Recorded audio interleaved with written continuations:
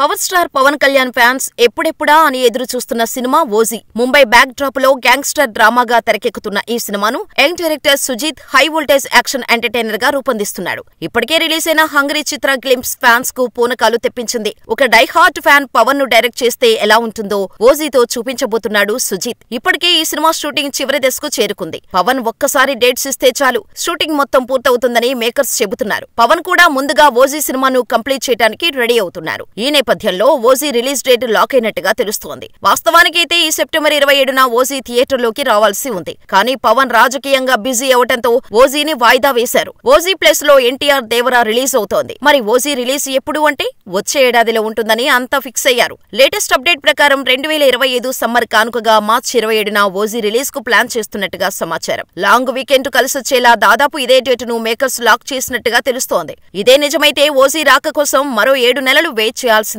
త్వరలోనే ఓజీ కొత్త రిలీజ్ డేటును అధికారికంగా ప్రకటించనున్నారు. కుదిరితే power star Pawan Kalyan birthday సందర్భంగా సెప్టెంబర్ 2న అనౌన్స్ చేసే ఛాన్స్ ఉంది. ఇప్పటికే నిర్మాత డివివి దానయ్య పవన్ బర్త్డేకి స్పెషల్ ఓజీ నుంచి అప్డేట్ ఉంటుందని క్లారిటీ ఇచ్చేశారు. టీజర్ రిలీజ్ చేయనున్నట్టుగా టాక్ ఉంది. ఇప్పుడు టీజర్ తో పాటు రిలీజ్ డేట్ కూడా ప్రకటించే అవకాశం ఉంది. కాబట్టి ఆ రోజు పవర్ స్టార్ ఫ్యాన్స్ కి పండుగేనని చెప్పాలి.